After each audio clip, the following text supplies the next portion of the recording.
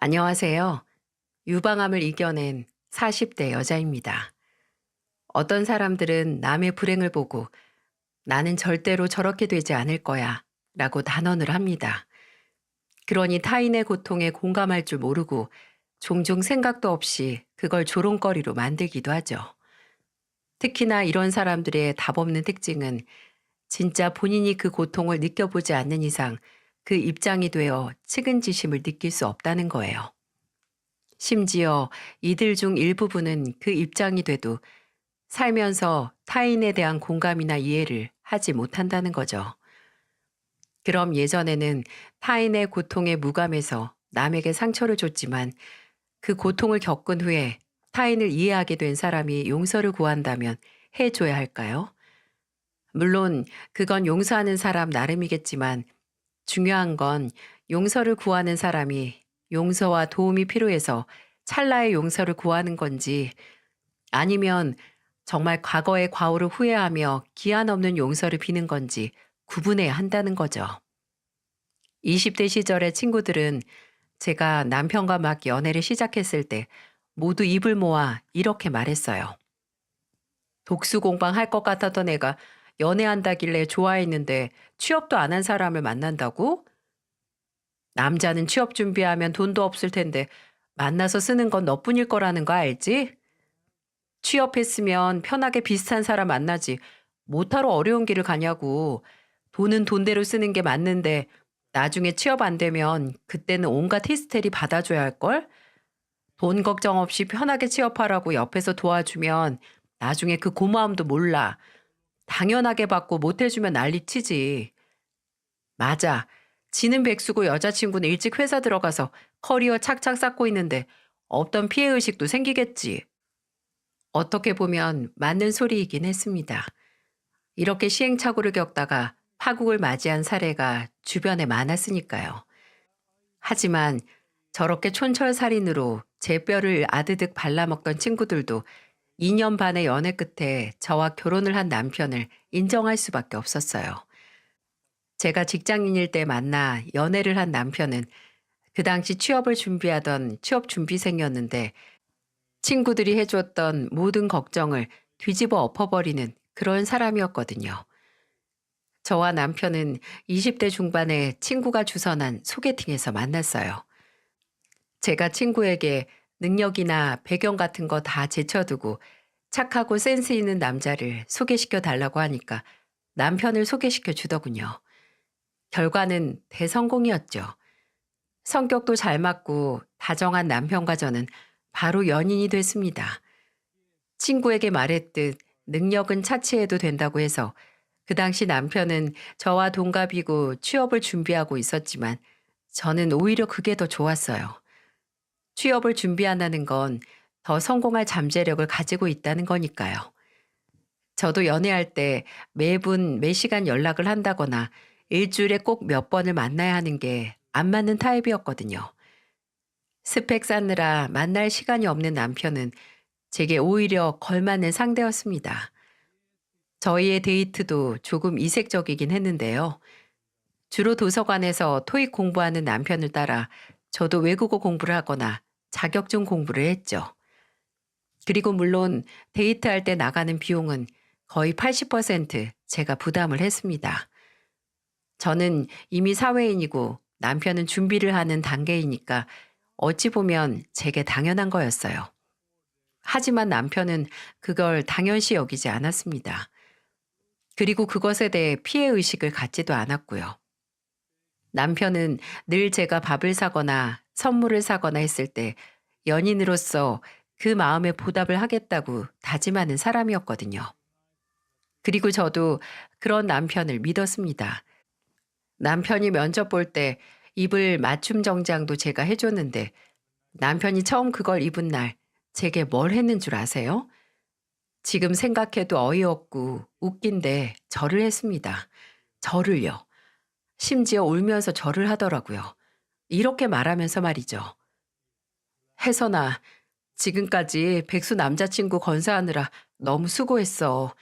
내가 그간 혜선이 네가 나 때문에 시간 쓰고 돈 쓰고 애정 써준 거 앞으로 내가 다 보답할게. 내가 너 정말 행복하게 해줄게, 혜선아. 사랑해. 감동이라기보단 솔직히 새삼스럽고 창피했네요. 맞춤 양복집에서 일했거든요. 제가 뭐 하는 짓이냐고 바닥에서 일으키려고 해도 일어나지 않아서 그냥 헛웃음 치면서 그래라 라고 대답만 했어요. 남편은 제가 사준 정장을 입고 당당히 대기업 입사에 성공을 했어요. 제가 낸 성과는 아니었지만 기분은 좋았습니다. 지금까지 시간을 치아받는 느낌? 대기업이라서가 아니라 그냥 남편이 취업에 성공했다는 것 자체만으로도 기분이 좋았어요. 그리고 예정됐던 대로 남편과 저는 결혼을 약속했습니다.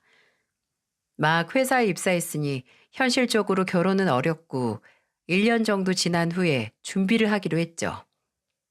결혼 이야기가 본격적으로 나오면서 하나 문제가 있었어요.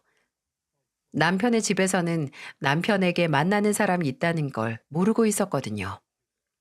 취업을 준비하면서 연애도 한다고 하면 눈치도 보이고 괜한 잔소리를 들어서 안 그래도 스트레스를 받는데 더 받지 않을까 굳이 말하지 않았거든요.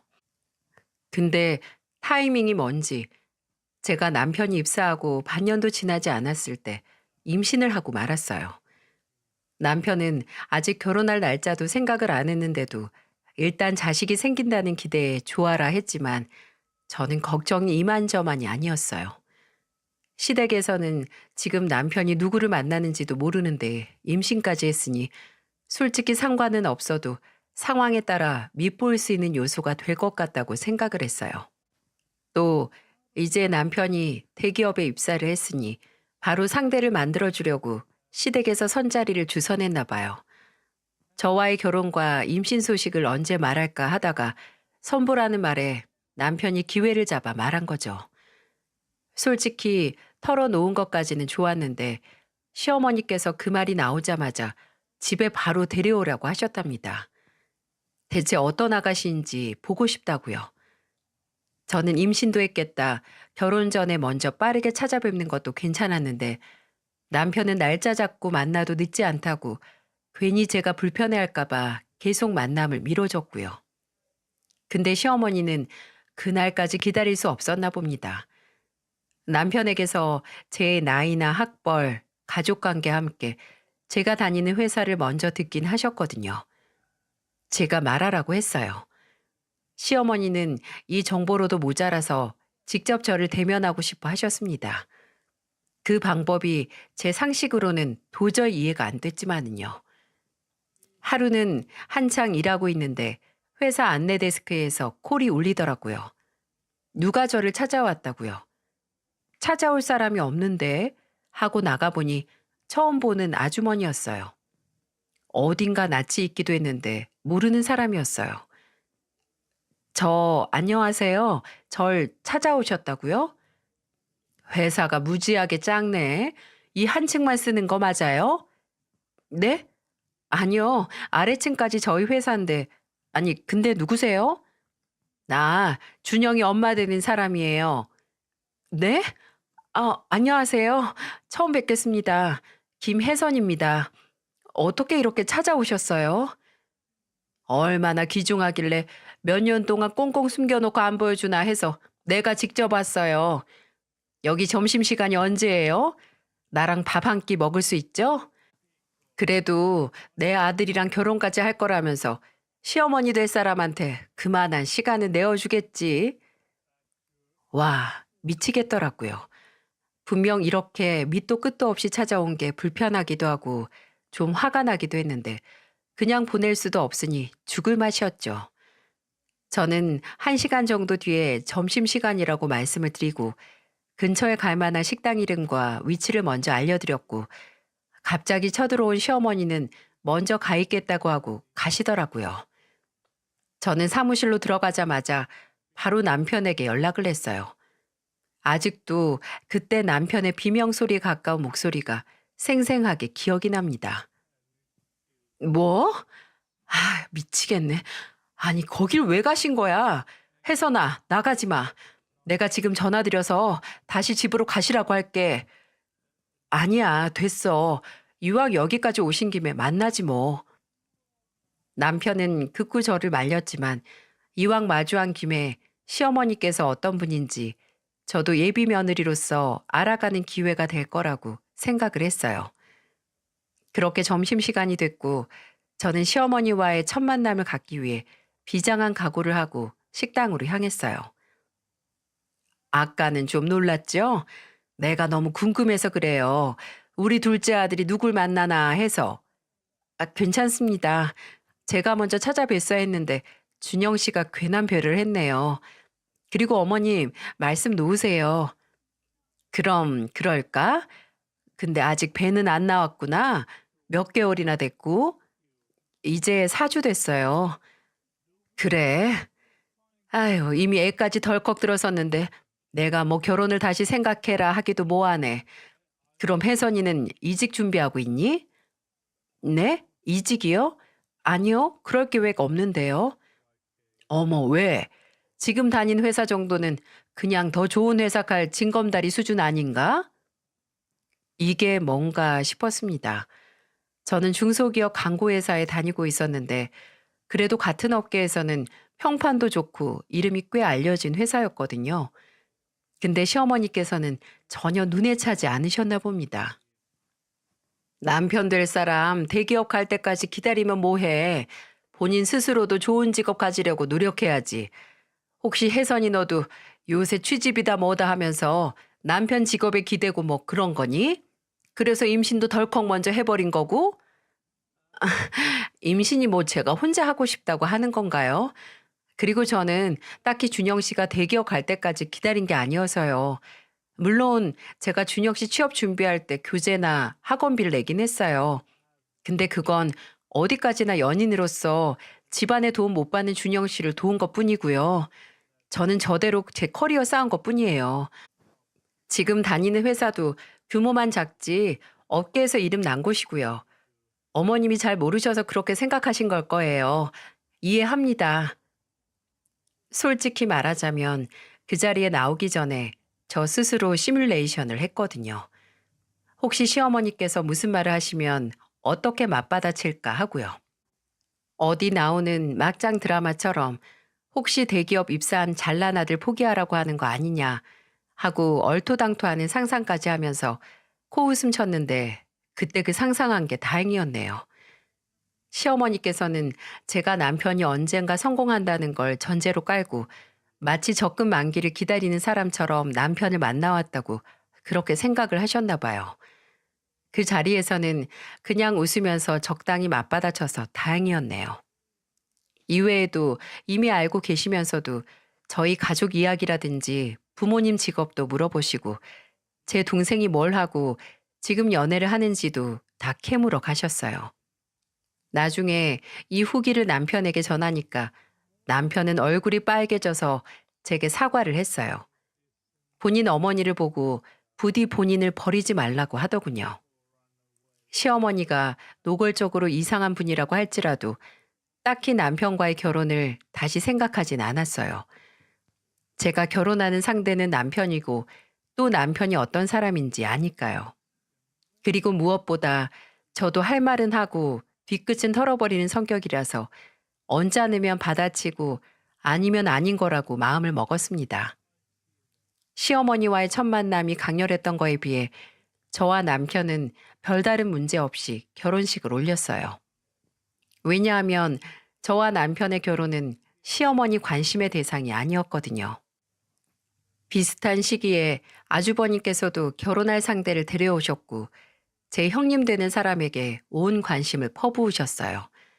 큰 며느리의 직업은 둘째 며느리의 직업보다 잘나서 마음에 쏙 드셨기 때문이에요.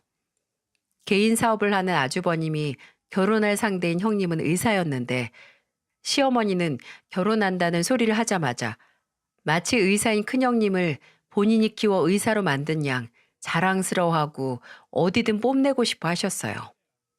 저한테는 남편 직업에 기대지 말라고 하시더니 누가 누구 직업에 자를 맡기는 건가요? 저희 상견례 때도 결혼을 하는 저와 남편의 얘기가 아니라 우리 큰애가 이번에 의사 며느리를 소개시켜줬는데 라고 하시며 형님 자랑을 하시긴 했죠. 나중에 짜증이 난 남편이 아, 지금 나랑 형수님이랑 결혼해요? 왜 계속 형수님 얘기를 해요? 엄마가 의대 보낸 것도 아니면서 라고 핀잔을 주기까지 했어요. 시어머니가 일부러 너보다 의사인 큰애가 더 예쁘다를 어김없이 티내는 태도도 짜증나긴 했지만 오히려 좋았습니다. 저도 이미 시어머니 애정을 갈구하지 않고 그냥 관심의 대상에서 제외되는 게 땡큐였거든요. 예쁨 받을 마음도 이미 포기했는데 차라리 무관심이 훨씬 낫죠. 하지만 종종 예상도 못한 시어머니의 공격이 거슬리는 건 사실이었어요. 바로 형님과의 비교와 차별이었죠. 제가 일찍 치른 결혼식 이후 얼마 안 가 아이를 낳은 후에 처음으로 아이를 데리고 시댁에 간 날이었습니다. 조카를 보겠다고 아주버님과 형님까지 오시고 시댁 가족들의 관심사는 바로 태어난 지 얼마 안 된 제 딸이었죠. 좋은 말만 오고 가는 좋은 날에 제가 다니는 회사 육아휴직 얘기가 나오자마자 급속도로 분위기가 오묘해졌어요. 바로 시어머니가 그새를 못 참고 본인이 말하길 규모도 작고 별 볼 일 없는 회사 복지에 대해 신랄한 비난을 퍼부었거든요. 육아휴직이 반년밖에 안 돼? 아니, 그럼 애는 어떻게 하니? 지금 엄마 손길이 필요할 텐데. 법적으로는 출산휴가까지 1년 2개월 정도인데 그냥 눈치 봐가면서 쓰면 반년이 적당하다는 거죠. 그래야 저도 속이 편하고요. 이래서 사람이 출세해야 하는 거야. 혜정이 너희 병원도 육아휴직 1년 넘게 주지? 그리고 의사니까 얼마나 애를 잘 보겠니? 애가 아프면 엄마가 닥터니까 바로바로 봐주고. 엄마는 뭐 출세해서 저랑 형이랑 나왔어요? 나는 일도 안 하고 너희 키웠잖아. 그럼 내가 육아휴직 받아야겠네. 나는 출세해서 대기업 다니니까 1년 넘게 쉬면서 우리 희지 봐줄 수 있잖아. 그치 여보? 쟤 말하는 것 좀 봐라. 너 회사 들어간 지 얼마나 됐다고 쉬어. 넌 더 일해서 경력 더 쌓아야지. 아내 눈치 보라고 대기업 보낸 줄 알아? 아이고 참, 우리 엄마 착각 한 번 크게도 하시네. 막말로 나 대기업 가는데 도움을 제일 많이 준 건 혜선이죠. 혜선이가 나 교재 사줘, 학원 보내줘, 공부하면서 배 골지 말라고 밥도 사줘. 그러니까 힘들게 대기업 보낸 보답은 혜선이도 받아야죠. 여보 걱정 마. 내가 육아휴직 받아서 우리 희지 잘 키울게. 다행히 옆에서 남편이 제가 입을 떼기도 전에 말 같지도 않은 트집을 막아줬지만 분이 안 풀린 건지 계속해서 저를 노려보는 시어머니 눈빛은 뜨겁다 못해 따가웠습니다. 이미 아쉬울 것 없는 저는 시어머니가 뭐라고 하든 이래도 흥 저래도 흥 무시하고 넘어갔어요. 근데 시어머니는 어떻게 해서든 대기업 간 아들이랑 임신해서 결혼한 성에 안 차는 며느리에게 상처를 주시고 싶으셨나 봅니다. 시어머니는 늘 저를 만나기만 하면 못 잡아먹어서 안달이셨지만 한마디도 지지 않고 맞받아치거나 아예 무시하고 마는 저를 보면서 늘 더 언짢아하셨어요. 마음에 안 드는 며느리 기죽이고 싶은데 뭘 해도 죽기는커녕 더 쌩쌩해지니 속이 터지셨겠죠. 예를 들어서 명절에 귀한 의사 며느리는 그냥 쉬게 하고 저만 불러서 음식을 만들라고 하거나 김장을 담그라고 할 때 저는 그냥 남편을 부르고 말거든요. 어차피 제 입이랑 제 가족 입에 들어가는데 저도 당연히 도와야죠. 근데 혼자만 고생할 수 없으니 당연하게 남편을 불러 같이 합니다. 뭐 거의 남편이 더 할 때도 있고요. 그럼 시어머니는 뒤에서 눈을 가늘게 뜨고 노려보거나 남편에게 푼수라고 하면서 등짝을 때리곤 하셨죠. 근데 그 후에는 무슨 연구를 하신 건지 아예 방법을 바꾸시거든요. 여러분, 사람이 제일 서러울 때가 언젠가요? 저는 크게 아플 때와 먹을 걸로 차별받을 때라고 생각을 하거든요. 근데 시어머니가 이 방법을 사용하시더라고요. 결혼하고 한 4년 정도 지났을 때였어요. 그때는 제가 둘째를 낳은 후이기도 하고요. 금요일 저녁 시댁에 모여서 식사를 하기로 했었어요. 저와 남편, 아주버님과 형님 각자 일 끝나면 시댁에서 만나기로 했죠. 근데 그날 일이 일찍 끝나서 조기 퇴근을 할 수 있었습니다. 그래서 집에 들러서 어머니랑 둘째 얼굴 보고 시댁으로 갈까 했어요. 근데 그래봤자 1시간 여유가 있을 뿐이라 애매해서 바로 시댁으로 갔죠. 일찍 도착한 저를 보고 시어머니가 늘 그렇듯 못마땅하게 생각할 거라고 생각을 했어요. 회사가 어쩜 그렇게 일이 없니? 퇴근 시간도 들쭉날쭉 이래가지고 작은 회사들은 이런 식으로요. 근데 웬걸? 처음에는 일찍 온 저를 보고 의아해 하시더니 이내 굉장히 반겨주시는 거 아니겠어요? 주방에서도 맛있는 냄새가 솔솔 풍겨오고 처음 보네요. 제가 시댁에 들어갔을 때 시어머니가 저를 보고 웃는 모습을요. 시어머니는 화장실에서 나오시면서 이렇게 말씀하셨어요. 일찍 와서 좋네. 피곤하지? 근데 애들이 다 늦는다고 연락 왔더라. 배고프면 밥 먼저 먹으라고 하는데 둘째 너 먼저 먹을래? 열심히 일하느라 배고플 거 아니야. 배가 고프면 먼저 밥을 차려주겠다는 시어머니. 처음에는 다른 사람들도 오면 같이 먹겠다고 하려고 했는데 그래, 내가 지금 아니면 언제 시어머니가 따로 차려주는 밥상을 받겠어 하는 생각에 그럼 먼저 먹겠다고 했어요.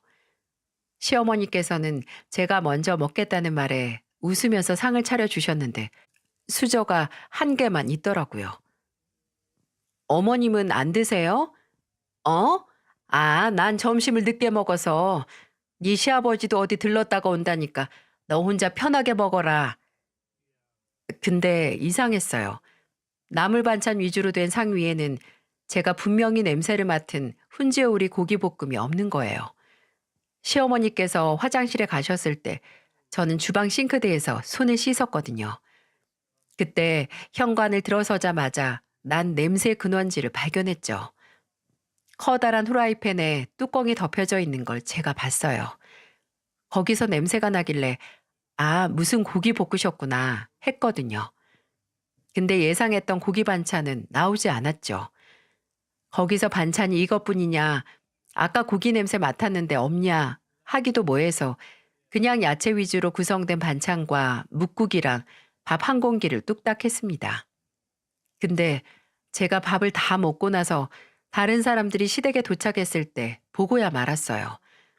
제가 냄새를 맡은 그 훈제 오리고기 볶음이 담긴 후라이팬을 다용도실에서 들고 나타나는 시어머니를 말이죠. 와, 그때 그 고기 볶음을 다시 본 제 심정이 조금이라도 예상이 가시나요?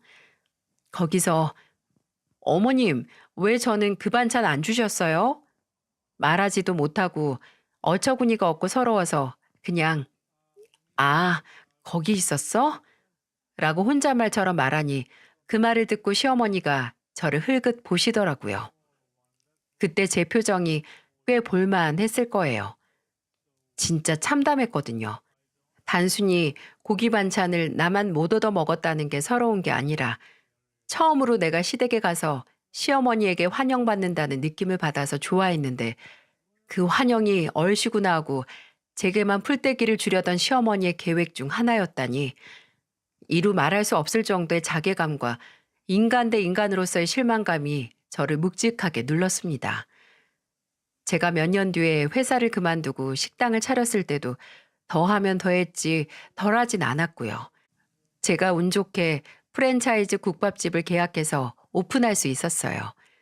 새로운 일을 시작해보고 싶기도 했고 일하는 회사에서 더 이상 승진할 수 있는 길이 보이지 않아서 남편과 가족의 응원을 받으며 기회를 잡았습니다. 근데 형님이 개인 병원 개원할 때는 화려한 대형 화환이랑 꽃바구니, 심지어 같이 일하는 간호사들한테 커피도 돌리셨던 시어머니가 제가 식당을 오픈했을 때 한 손으로도 들 수 있는 축하 화분 하나 딸랑 보내주셨네요. 그때는 이미 어떤 기대도 없는 저보다도 남편이 화를 더 많이 냈어요. 어쩜 이럴 수 있냐고요. 남편은 그 화분을 받자마자 시어머니께 전화를 해서 따졌죠. 어떻게 이래요? 어떻게 이렇게 사람을 차별하냐고요? 형수 병원에는 보낼 수 있는 거 다 보내면서 축하해 줬으면서 혜선이는 같은 며느리도 아니에요? 혜선이가 형수보다 못한 게 뭔데요? 엄마가 그렇게 따지는 직업 빼고 형수가 혜선이보다 엄마한테 뭐라도 하나 잘한 거 있어요? 아, 됐어요. 이거 도로 돌려보낼 테니까 엄마가 가지세요. 그리고 진짜 화분을 그대로 포장해서 시댁으로 보내버렸어요. 남편은 그냥 당신만 무시를 해도 화가 나는데 이건 나까지 무시하고 차별하는 거라고 단단히 화가 났어요. 그래도 그전에는 시어머니의 속물스러움과 노골적인 차별을 그저 무시하고 원래 그런 분이니까 참자 했는데 후로는 남편이 먼저 시댁에 가자는 소리를 안 하고 갈 일이 생겨도 가지 말자고 하더군요. 더 이상 제가 무덤덤하게 감내하는 것도 못 보겠대요. 근데 저희가 안 가니 도리어 찾아오시더라고요. 근데 중소기업을 다니는 며느리만큼 식당 마감 시간이 늦어 늦게 퇴근하는 며느리도 못마땅해 하셨어요. 제가 식당을 열고 한 석 달 정도 지났을 때였을 거예요. 퇴근하고 집에 들어가니 저를 반겨주는 건 남편도 애들도 아니고 바로 시어머니였어요. 그리고 시어머니는 저를 보자마자 이렇게 말씀하셨죠. 너 그 식당 안 되겠다. 사람을 써서 집에 일찍 들어오던지 해. 네가 그 작은 식당에서 일하느라 안 들어와서 준영이 제가 혼자 밥 차려 먹고 애 보고 다 하잖아. 지금 일하는 사람 못 늘려요, 어머님. 그리고 혼자 밥 차려 먹는 게 뭐예요? 저 회사 다닐 때도 밥은 시간 남는 사람이 차려서 같이 먹었어요. 애들도 본인 자식 본인이 돌보는 게 그렇게 억울한 일이에요? 그럼 넌 뭐 하는데? 이 집구석에서 네가 하는 일이 뭐가 있어? 혜선이가 왜 하는 일이 없어요? 아침에 애들 밥 먹이고 둘째 장모님 댁에 맡기는 것도 다 혜선이가 하는데. 애들을 재우고 나온 건지 작은 방에서 나오는 남편이 시어머니에게 덜컥 성질을 내면서 말했어요. 엄마는 엄마 아들이 그렇게 모자라 보여요? 무슨 결혼을 밥상 받고 애 키우게 하려 하냐고요. 혼자 밥 차려 먹고 애들 보는 게 뭐요? 엄마는 그 정도도 혼자 못할 정도로 아들을 머저리로 낳으셨나? 내 애들 내가 보는데 대체 왜 그렇게 불쌍한 일이야? 더 이상 혜선이 그만 좀 못 살게 구세요. 나 정말 이러다가 엄마 안 보고 살 것 같아서 그래요. 제발요.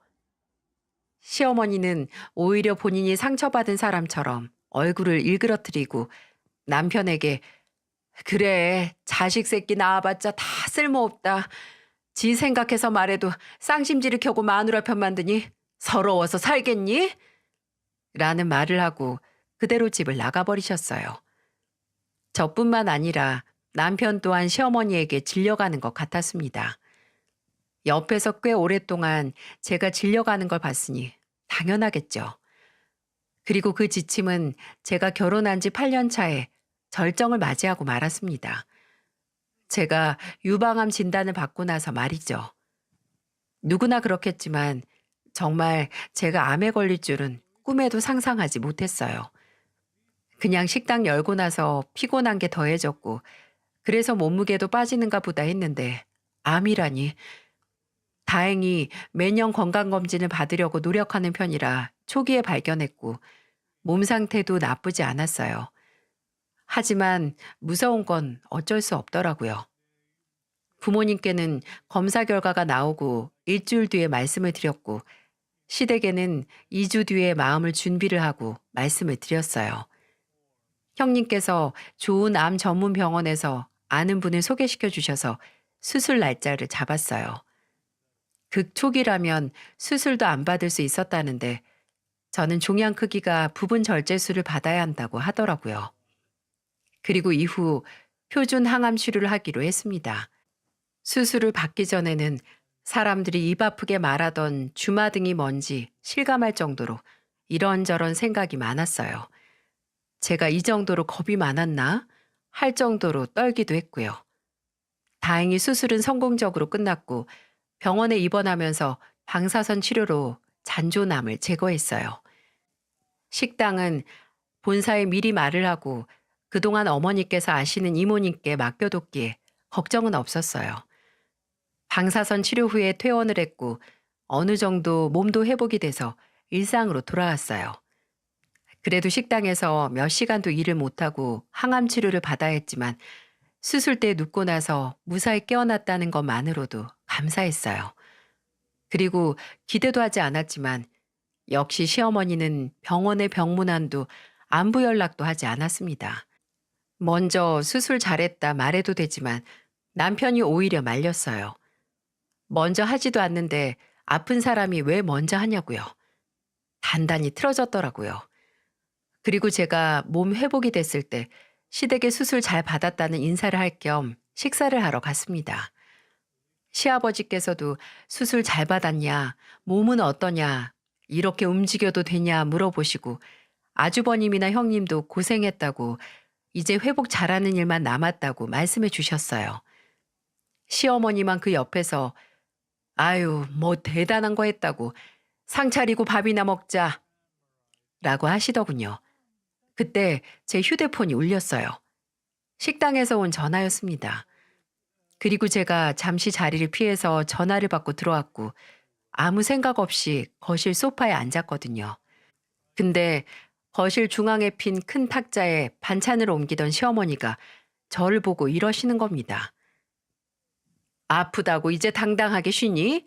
수술도 끝났으면 좀 움직여라. 아팠다고 유세 부리다가 살붙지 말고. 어쩜 눈앞에 사람이 암 수술을 마치고 왔는데 태도 하나 안 바뀌시는지 신기하고 존경스럽기까지 했네요. 참나. 그러려니 하고 저도 주방에 있는 반찬을 옮기고 국을 떠서 상에 놨어요.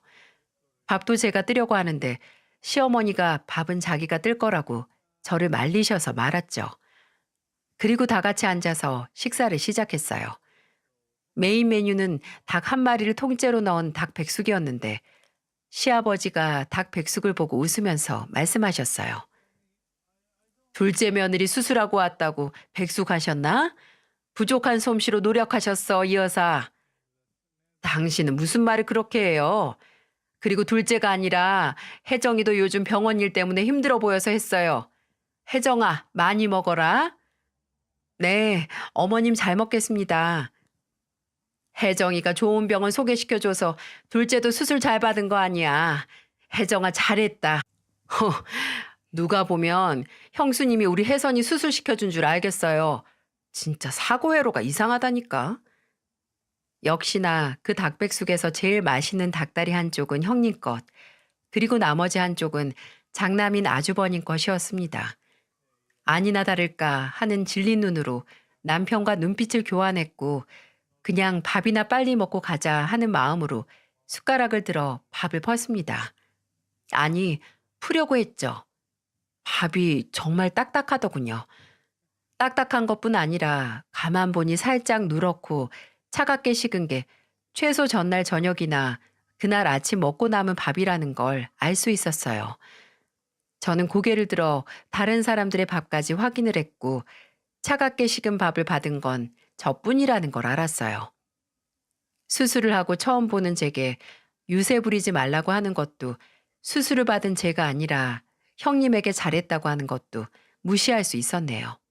하지만 형님 앞에는 당연히 있는 닭백숙과 동시에 제 앞에 당연히 있는 차갑게 식은 밥을 보고 더 이상 담담하게 있을 수 없었어요. 저는 숟가락을 탁 하고 놓고 밥만큼 차갑게 식은 목소리로 말했죠. 어머님, 정말 너무하시네요. 예전부터 저 차별하고 싶을 때마다 먹을 거 이용하는 건 알고 있었는데 암 수술하고 돌아온 사람한테도 이러고 싶으세요? 뭐? 너 지금 나한테 뭐라고 하는 거니? 어? 당신 밥 상태가 왜 이래? 엄마, 왜 혜선이 밥만 이래요? 이거 대체 언제 한 밥이야? 이제 반찬으로 안 하고 제가 여기서 찬밥 신세라는 거 알려주려고 이러시는 거예요? 제가 마음에 안 들면 차라리 말로 하세요. 사람이 치사하게 먹을 걸로 이러지 마시고요. 얘가 뭐라는 거야? 그래, 내가 오늘 아침밥이 좀 남아서 아까 밥 새로 할 때 빼둔 게 있었어. 그거 안 빼고 잘못 준 걸로 되게 닥달하네. 너 아프더니 피해의식이라도 생겼니? 피해의식은 제가 아니라 어머니께 있는 거겠죠. 사람을 직업으로 차별하고 무시하는 거 다 본인 능력이 없는 사람이 자기 혐오해서 그러는 거예요. 아세요? 야, 내가 왜 능력이 없어? 아들들 다 성공하고 의사 며느리도 있는데. 그러니까 그게 어머님 능력이냐고요. 남편이나 아주버님, 그리고 형님 개개인의 능력이죠. 그래요. 그렇게 저 보는 것도 참지 못하고 이렇게 티내실 수밖에 없으면 앞으로 머리털 하나도 어머님께 안 볼게요. 여보, 가자. 이게 아프다고 가만히 있었더니 못하는 소리가 없네. 야, 너 좀 아프다고 내가 봐줄 것 같아? 그 작은 거 하나 떼어내는 수술하고 나서 네가 뭐 대단한 일 이겨낸 것 같나 본데 너 잘난 거 하나 없이 매번 말대답하고 고고하게 구는 거 내가 늘 마음에 안 들었어. 네, 마음대로 생각하세요. 나중에 그 대단할 거 없는 일 만약에 어머님께도 일어나면 똑같이 생각하세요. 유세부리 생각하지 마시고요. 그대로 남편과 시댁을 나왔습니다. 남편은 나오기 전에 이제 여기 올 일 없다라고 말했고 시어머니는 그런 남편에게 그래, 오지 말고 너희 마음대로 살아라 라고 소리를 지르셨어요. 그 후로는 시댁과 별다른 연락도 하지 않았고요. 종종 남편이 시아버지나 아주버님과 연락을 할 뿐이었죠. 남편은 이제 아무 걱정하지 말고 자잘한 신경도 끄고 남은 항암 치료에 집중하자고 하더군요. 저도 그러려고 했고요. 저는 거의 1년 정도의 항암 치료를 받았습니다. 중간에 호르몬 부작용이 생겨서 생각보다 더 치료가 늘어졌네요. 하지만 호르몬 약을 포함한 약들만 챙겨 먹으면 될 정도로 상태가 호전이 됐어요. 식당에도 다시 복귀를 했고 치료 중에 빠졌던 머리도 되돌아올 정도로 시간이 지났네요. 그러다가 제가 병원을 소개시켜준 형님께 인사만 하고 작은 감사 선물도 안 한 게 생각이 나더라고요. 아무리 가족이어도 챙길 건 챙겨야 할 것 같아서 혹시 필요한 건 없나 형님께 연락을 했죠. 근데 없는 번호라고 뜨는 게 아니겠어요? 여보, 형님 번호 바꾸셨나?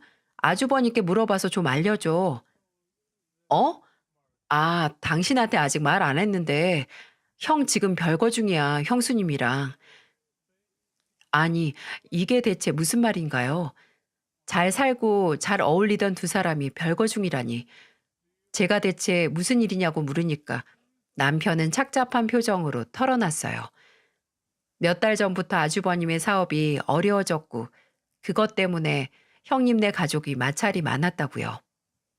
형님은 사업을 살리기 위해 계속해서 대출을 받는 아주버님을 이해하지 못했고 아주버님은 본인을 위해 대출도 못 받아주는 형님을 이해 못했던 겁니다. 그래서 별거를 시작했다고 말이죠. 심지어 아주버님은 며칠 전 남편에게도 1억만 어떻게 만들어서 빌려줄 수 있겠냐고 물어왔다고 해요. 아무리 남편 직업이 좋고 저도 식당이 잘 된다고 하지만 제가 받았던 통합치료와 또 애 둘을 키우는 생활비, 집을 사고 남은 대출까지 생각하면 수중에 1억이라는 여윳돈을 만들 수 있는 여건이 되지 않았거든요. 그래서 남편은 어렵게 거절을 했다고 하더라고요. 시댁과 거의 연락을 끈다시피 하니 이런 일이 있었는 줄도 몰랐구나 했죠. 근데 하루는 남편이 집에 있다가 전화를 한 통 받고 심각한 표정으로 병원에 가봐야겠다고 하더라고요. 무슨 일인가 했더니 시어머니의 호출이었어요. 남편은 시어머니가 무슨 종합검진을 받았는데 결과가 안 좋다고 했다고 시아버지와도 연락이 안 된다고 본인을 불렀다고 해요. 저는 얼른 가보라고 했고 몇 시간 뒤에 다시 집으로 돌아온 남편의 얼굴은 잿빛이다 못해 칙칙한 흑색이었어요. 시어머니는 병원에서 한 종합검진에서 간암 중기 판정을 받았다고 합니다. 순간적으로 저는 과거 제가 했던 말이 떠오르더군요. 어머님께서도 똑같은 일 일어나면 유세 부리지 말라고. 솔직히 제가 화가 나서 내뱉은 말이 실현된 것 같다는 생각에 심장이 덜컹했어요. 그런 제게 남편은 시어머니가 저와 남편이 본인의 병간호를 도와줄 것을 부탁했다고 합니다. 뭐? 아니, 그렇게 예뻐하는 아주버님이랑 형님은 어쩌고? 닥터 며느리 따로 있잖아. 일단 오해하지 마. 나도 똑같이 말했어. 그렇게 애지중지하는 의사 며느리한테 고쳐달라고 하라고. 근데 엄마가 그 말 듣고 대성통곡을 하면서 부탁하고 싶어도 못한대. 형수님이랑 형 지금 이혼 소송 중이래. 오래 별거하다가 이제 결과가 나온 거지 뭐. 나한테 전화하기 전에 형수님한테도 전화했는데 왜 이제 며느리도 아닌 사람한테 그러세요? 아들한테 전화하세요. 이렇게 말하고 끊으셨나 봐. 참나. 아무리 우리 엄마지만 낙동강 오리알 된 거지. 그래서 이번엔 꽁보다 닭이라고 이제 우리한테 기대겠다는 거야?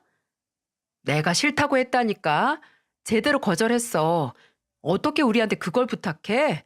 아무리 가족이어도 우리가 그동안 어떤 대우를 받았는데. 남편도 저만큼 시어머니께 쌓인 악감정이 심하더라고요. 그도 그럴 것이 저보다도 먼저 장남인 형과 비교당하면서 살고 그리고 저랑 결혼한 후로부터는 더 차별을 당했으니까요. 남편은 제대로 거절을 했다고 하지만 시어머니는 쉽게 포기하지 않았습니다. 아프다는 몸을 이끌고 제 집이나 식당까지 오셨으니까요. 하루는 식당 마감을 하고 주차된 차로 가는데 제 차 앞에 누가 서 있더라고요. 시어머니였어요. 어두운 밤에 갑자기 마주친 인형에 놀라 굳어 있었는데 시어머니는 제 표정에 아랑곳하지 않고 울상이 된 얼굴로 다가오더라고요. 혜선아, 너 왜 그렇게 전화를 안 받니? 아, 어머님이셨어요? 근데 전화요? 아, 어머님, 저랑 언제 마지막으로 봤는지, 왜 그날이 마지막이 됐는지 기억 안 나세요? 제가 어머님 전화를 왜 꼭 받아야 하는데요? 왜긴 왜야. 너는 암 걸린 시애미가 불쌍하지도 않니? 이제 첫째 그년도 연락이 안 돼서 내가 무서워 죽겠는데. 어머님, 저 수술 받았을 때는 유세 부리지 말라고 하셨잖아요. 그러니까 어머니는 유난 떨지 마세요. 병원 가세요. 병원 가서 의사가 시키는 대로 하고 치료 잘 받으세요. 괄시하고 차별하다가 이제 아쉬워서 미운 둘째 며느리한테 와서 봐달라고 하지 마시고요.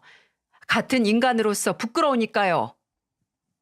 그 후로도 시어머니는 희망을 버리지 않고 저희에게 연락을 하셨어요. 오늘 무슨 검사하러 병원 가는데 무섭다. 안 가고 싶다. 누구 시간 되는 사람 없냐? 같이 가자. 의사가 이렇게 하자더라.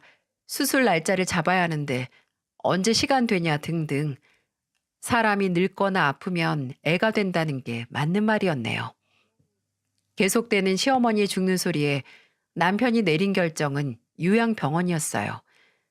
시아버지께서도 그 당시 일을 하셨고 또 혼자 시어머니 병수발 들 수 없다는 의견을 내셨거든요. 그렇다고 이미 질릴 대로 질리고 정 다 떨어진 시어머니를 저희가 모실 수는 없었으니까요. 시어머니는 한사코 싫다고 집에 있겠다고 했지만 요양병원에 입원해서 집중적으로 치료받아야 완치될 확률이 올라간다는 말에 못 이기는 척 하시며 항복을 하셨어요. 근데 요양병원에 들어가신 후로 저나 남편에게 연락을 하는 빈도수가 더 높아진 게 제 진을 다 뺐어요. 하루에, 아니 1시간에 거의 한 번씩 문자나 전화를 해서 본인을 안 만나러 오냐고 아주 애절하게 매달리셨어요. 그래요. 혼자 병원에 있으니 외롭고 무서우시겠죠. 근데 왜, 대체 왜 그렇게 못 잡아먹어서 안달을 내던 저에게 그렇게 매달리시냐고요. 저는 종종 친정에 갈 때마다 저희 어머니에게 이런 상황을 설명하면서 불만을 토로했어요. 근데 하루는 어머니와 맥주 한 캔씩 하면서 닭발을 먹고 있었는데 가만히 제 투덜거림을 듣다 이러시더라고요. 근데 혜선아, 아파서 외롭고 무서운 마음 누구보다 네가 더 잘 알잖아. 그건 그렇지만 어머님이 나한테 좀 못했어요? 아주 10년 동안 차별에 핍박에 아무리 내가 그 입장 잘 안다고 해도 제발 만나러 와달라는 부탁 들어줄 생각 없어요. 그렇지. 그건 네 말도 맞는데 엄마도 네가 네 시어머니 때문에 얼마나 힘들었는지 아니까 이게 꼭 맞다고 하는 말은 아니야. 뭘 선택하든 혜선이 네 마음이고. 근데 이 엄마도 늙어보니까 혼자 고립돼서 나이가 더 든다는 게 얼마나 쓸쓸하고 두려운 건지 알겠더라. 네가 분한 건 충분히 알지만 상대방한테도 사과하고 용서를 빌 기회는 주고 더 미워하든지 해. 혹시 아니? 몸 약해져서 정신 차렸을지. 제 생각과 다르긴 하지만 틀린 말도 아니었어요. 이렇게 시어머니가 요양병원에서 쓸쓸하게 시간을 보내시는 걸 방관하는 것보다 시간이 얼마 남지 않았을 때 관계를 회복할 기회로 사용하는 것도 좋겠다고 말이죠. 매일같이 뭐 하냐, 밥 먹었냐, 오늘은 병원에서 뭐 먹었고, 새로운 검사 결과는 이거다. 라고 오는 시어머니의 문자를 보다가 마지막이 될 거라는 각오를 하고 시어머니가 요양병원에 입원을 하고 석 달 정도 지났을 무렵 방문을 했어요.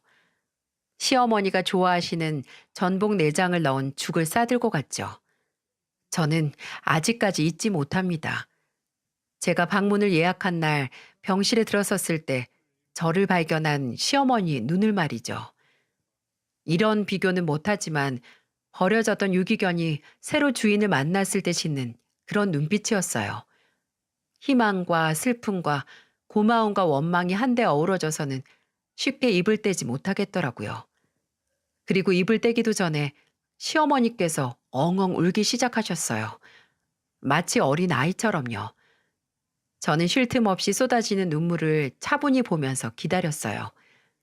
그리고 어느 순간 넘어갈 것 같은 울음소리가 그쳐갈 때 시어머니 앞에 제가 싸온 죽을 놓고 말했어요.